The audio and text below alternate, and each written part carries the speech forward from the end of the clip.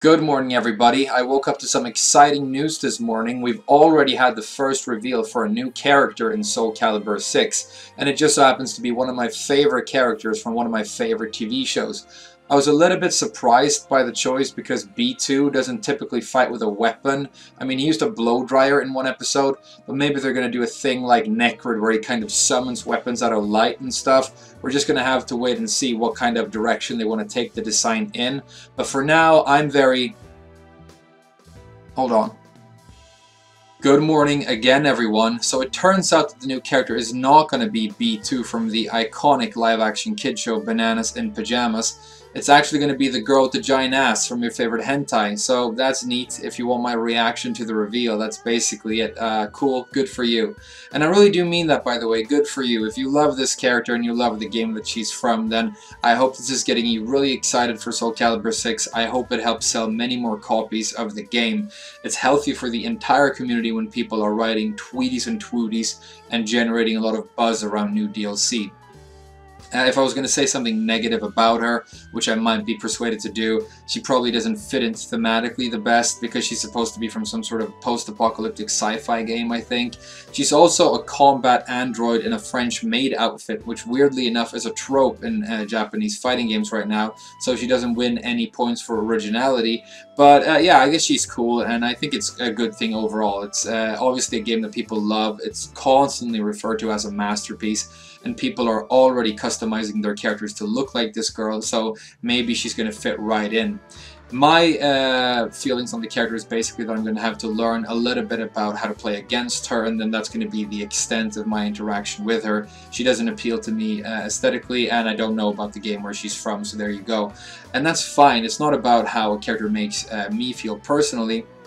But it did make me think what I want to talk about in this video, because I felt like that about a lot of recent character reveals for fighting games. There seems to be a really strong trend of constant guest characters from other games in fighting games recently.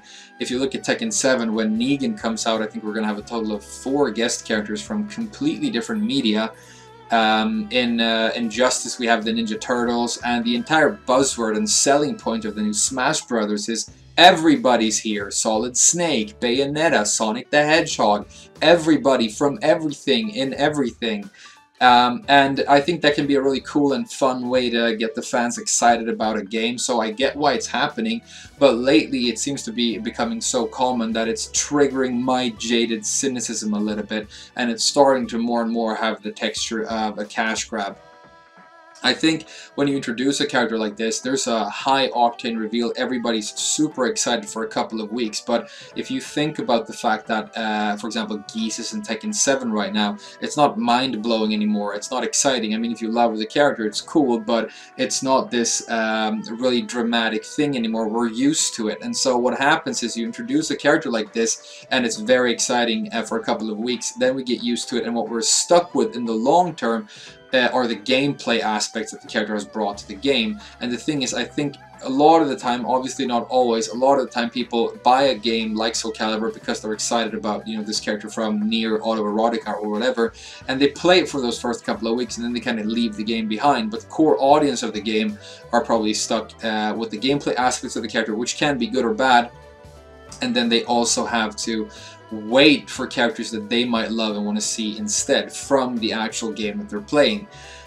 Julia Chang is not in Tekken 7 right now, but Noctis from Final Fantasy is. Akuma from Street Fighter is, but no Julia Chang. That's like Soul Calibur not having Ivy. It's very weird to me, and I was thinking about all of the cool characters that might be revealed for Soul Calibur that are sort of on the waiting list for that game that aren't in yet.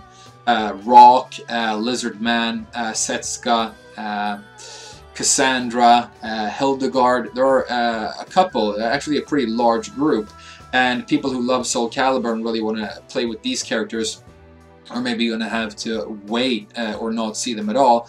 because people want to sell more copies of Soul Calibur using this very dramatic character reveal of an iconic character from another game. So that's a little bit of a problem I see with it. Another thing that affects the pure gameplay aspect is, if you remember the reveal of Akuma for Tekken 7, very exciting of course when it happened for most people. That was in the arcade days, and what they try to do, it's a kind of a fun idea. What if there was a Street Fighter character who had all these Street Fighter 4 mechanics, FADC, meter bar, in this game? Can we cram that into and make that fit with the Tekken 7 mechanical package? That's a fresh, fun, and new take on what a Tekken character can be.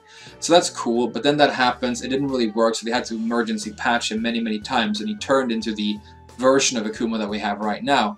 But I guess it was a good thing overall. But then what happens is you go, what if Geese was in this game and he had Maximo? What if Noctis was in and he was teleporting around like he does in his game? And you're trying to cram these characters with their own things from other games into the gameplay package, the sort of core mechanical design of your game. And I think it starts to dilute the core gameplay design a little bit, because it starts branching out in these weird paths. And it would probably make more sense to introduce these characters who are specifically designed for the game that you are making.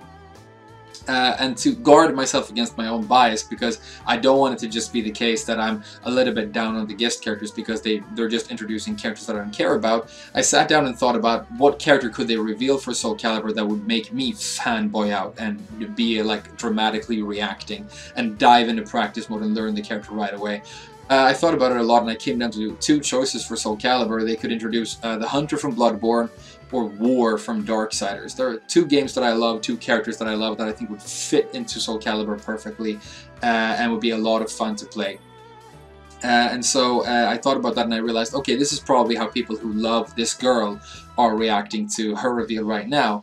But probably for the long-term sort of competitive health of the game, I would be happier if we just got, you know, more actual original Soul Calibur characters, with maybe the occasional sprinkling of guest characters. It's been a tradition in Soul Calibur, of course, going back, but I'm looking at this more like a part of a trend across the entire genre of fighting games, and I'm really excited to hear what you think about it. For me, like I say, it's triggering my cynicism a little bit, but I obviously know that there are very positive aspects to this as well. Maybe people come to Soul Calibur thanks to the reveal of this character. They taste the blood in the water, they become very excited about 3D fighting games, and they become serious fighting game players who maybe, you know, start out maining this character. That would be a very positive consequence of the reveal, and I want more people to be serious fighting game players, but I'm less interested lately in dramatic reveals, things trending on social media, and trailers for new movies and games, and more interested in what actual content are you sitting with when you have the controller in your lap and you're trying to be you know, a good player at a game that you're playing for the long term. Those are just my thoughts on the matter quickly. Sorry if it sounded a little bit negative. I am very excited to hear what you guys think. Thank you so much for watching this video, and I will see you again very soon. Bye bye for now.